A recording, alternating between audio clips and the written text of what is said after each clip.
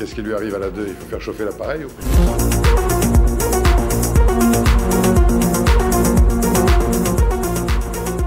Merci de me poser cette question parce que ce qui est intéressant, c'est qu'on va parler espace.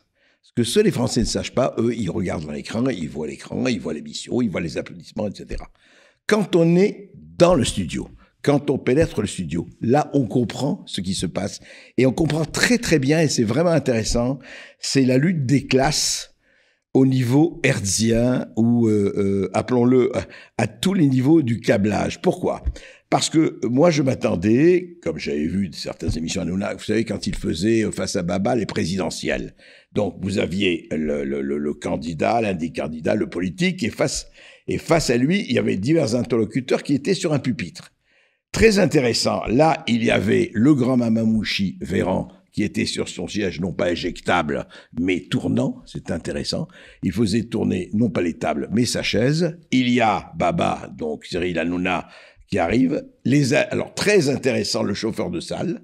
Vous applaudissez, vous n'applaudissez pas, vous rigolez pas, tout ça est très organisé. Bon, mais ça, c'est pas grave. L'intéressant, c'est que les interlocuteurs, et quand on arrive, moi je m'attendais à être effectivement, vraiment, sinon je crois que je ne serais pas venu, pour les raisons spatiales et une raison qui vous déstabilise, c'est qu'il nous met même pas au premier rang, au second rang, et donc vous êtes assis et vous vous levez, c'est-à-dire que quand c'est votre tour, vous devez vous lever avec votre micro. Donc vous êtes en tout cas déjà en état d'infériorité spatiale, et c'est très important sur un plateau de télévision, et j'en ai fait les plateaux de télévision, c'est-à-dire que vous avez déjà une espèce de déséquilibre. Voilà, qui est, je ne sais pas s'il est voulu ou pas, peut-être pas, mais j'en fais pas, mais ce qui est un constat, c'est que vous aviez quelqu'un qui était là, qui tournait face à ses interlocuteurs. Les interlocuteurs étaient comme le public. C'est-à-dire, voilà, le roi et les gueux, ou les manants, voilà, les manants qui sont là. Ah, monsieur, levez-vous, alors qu'est-ce que vous avez à dire? Et là, évidemment, après, arrive le second stade. Et le second stade, c'est effectivement comment on traite l'information. Et là, il faut parler d'information, vous enlevez mation et vous laissez faux. Pourquoi? Pour une raison extrêmement simple. C'est que vous arrivez, moi j'avais effectivement étudié mon dossier et j'avais vu, et c'est vraiment intéressant, c'est que Olivier Véran, mais il n'est pas le seul, hein, à droite, à gauche, partout, on dit le politique est un menteur. Non, le politique n'est pas forcément un menteur, mais lui, c'est un cas d'école. C'est chimiquement pur. Il sera dans les talons de Saint-Cloud.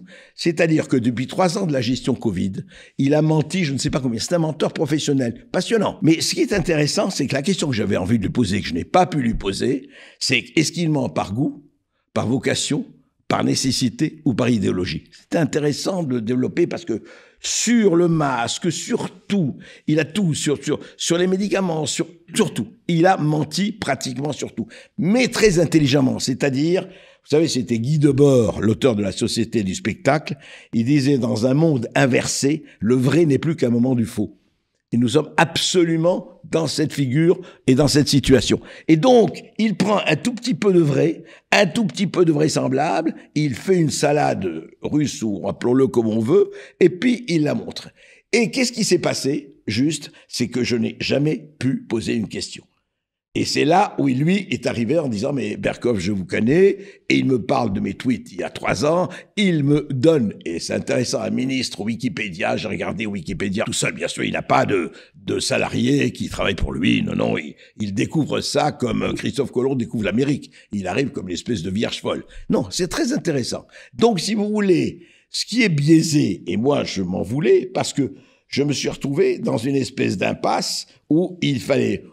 Et j'avoue, je reconnais, que tant de mauvaise foi et de stratégie très, très, très cynique et sans froid du mensonge, c'est vraiment indigné. Alors on m'a dit, ah, mais pourquoi tu n'as pas regardé ton sang-froid? Eh bien, je vais vous dire, je préfère être indigné et avoir le sang chaud devant ce genre de spectacle et ce genre de mensonges voulus, organisés, etc. Voilà, première impression en tout cas c'est ça. Donc, faut-il y aller ou pas? Moi, je me suis posé la question quand je suis sorti, j'étais pas content, j'ai dit mais qu'est-ce que je fais là? Vraiment, c'était idiot d'être allé là. Mais quand j'ai vu, on a parlé de la réaction de la twittosphère, des internautes, j'étais scié parce que les internautes j'ai une approbation de 98%. Pourquoi? Pas parce qu'ils ont trouvé que j'étais bon, c'est pas le problème du tout. Ils ont trouvé que l'autre était tellement faucheton et tellement faux cul, ils disaient mais vous ne pouvez rien faire. Donc, ils sont pas dupes.